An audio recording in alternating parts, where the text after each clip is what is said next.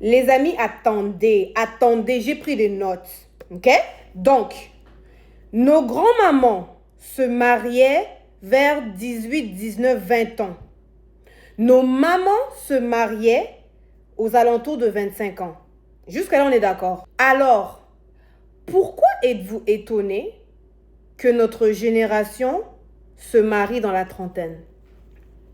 T'as pas capté?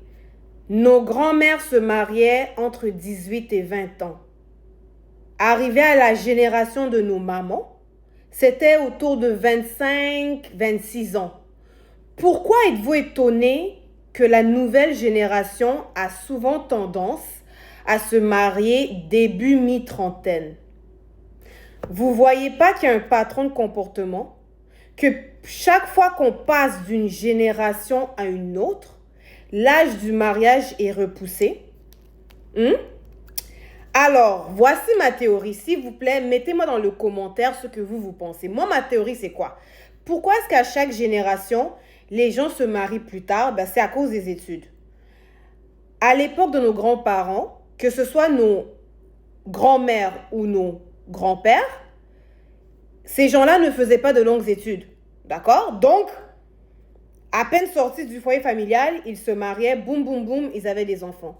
Lorsqu'on est arrivé à la génération de nos mères faisaient le bac, parfois la maîtrise, même chose pour nos pères. Donc du coup, l'âge du mariage était repoussé parce que normalement, le bac se fait entre 19 et 23 ans, d'accord? Nous, notre génération, surtout les femmes, nous avons tendance à nous rendre jusqu'à la maîtrise, parfois même jusqu'au doctorat, d'accord?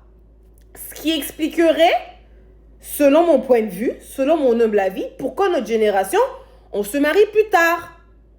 Aussi, plus les générations avancent, plus une certaine vision du monde est adoptée. Plus il y a de la connaissance au niveau des relations intimes. Ce qui explique pourquoi on a tendance à se marier plus tard. Ça, c'est ce à quoi j'ai pensé. Si vous connaissez ou vous pensez à autre chose, laissez-moi savoir. Aussi, je voudrais aussi préciser que la condition féminine a évolué avec le temps. D'accord? Et là, j'entends les gens réfléchir. Mais non, mais Linda, tu ne sais pas que la femme est le plus fertile dans la vingtaine. Arrivée dans la trentaine, elle perd en fertilité. Ok, moi, je vais vous répondre ceci. L'espérance de vie à l'époque de nos grands-mères était plus bas que l'espérance de vie à l'époque de nos parents et à l'époque d'aujourd'hui. Ça veut dire que à chaque génération, l'espérance de vie augmente. Je donne un exemple. Si pendant la génération de nos grands-parents, les gens mouraient, je ne sais pas moi, à 60 ans, arrivé à la génération de nos parents, les gens mouraient plus tard. Et à notre génération, les gens meurent encore plus tard.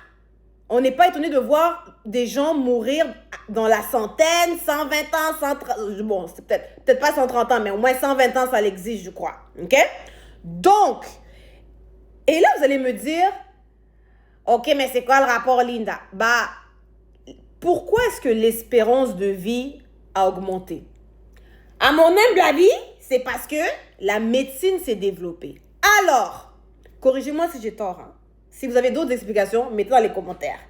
Alors, si le fait que la médecine s'est développée peut expliquer pourquoi l'espérance de vie de l'être humain a augmenté, vous ne pensez pas que la médecine peut repousser l'âge d'infertilité de la femme?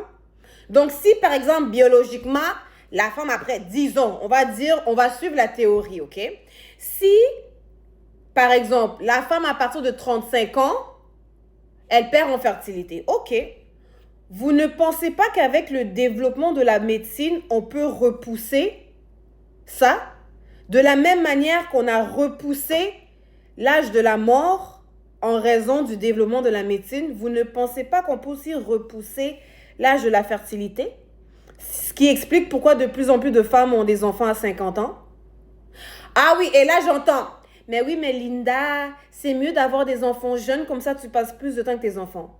Attends, si l'espérance de vie grâce à la médecine est repoussée, ça veut dire que vous vivez plus longtemps. Et si vous vivez plus longtemps, ça veut dire que vous passez plus de temps avec vos enfants.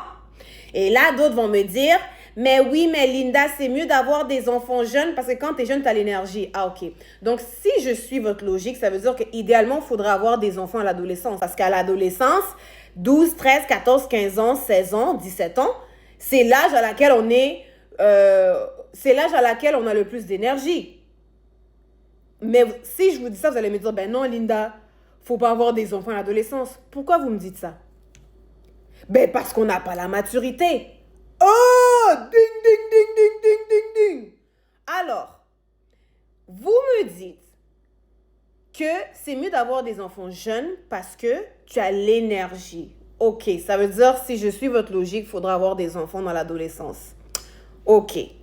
Mais là, vous allez me dire, ben non, Linda, on ne peut pas avoir des enfants dans l'adolescence, avoir la maturité. Ah, OK.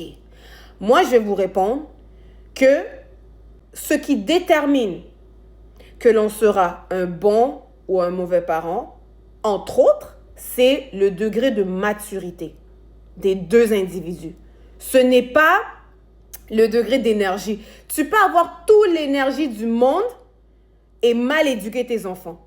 Ce qui détermine qu'un parent ou des parents seront des bons ou des mauvais parents, c'est la maturité de ces deux individus.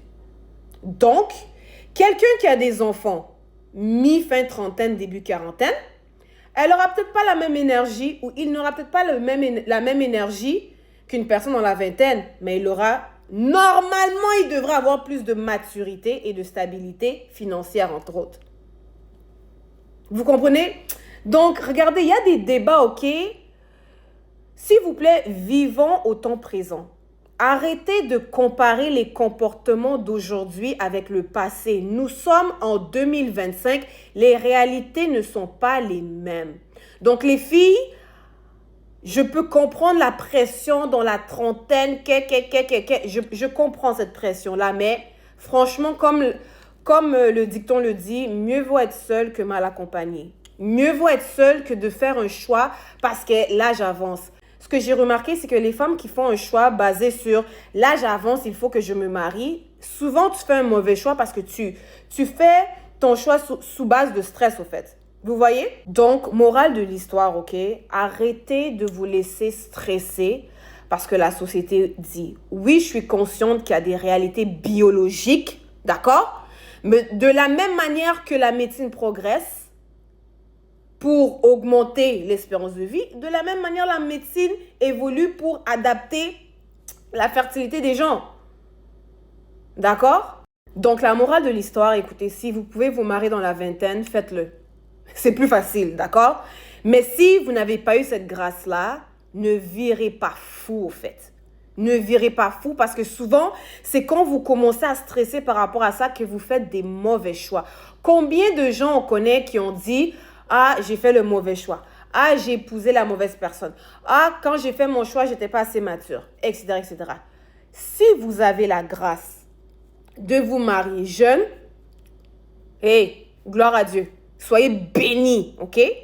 Si vous avez été appelé à vous marier plus tard pour toutes sortes de raisons, c'est OK. Arrêtez de vous mettre la pression. Vivez votre best life. Faites votre part et le ciel vous aidera. D'accord?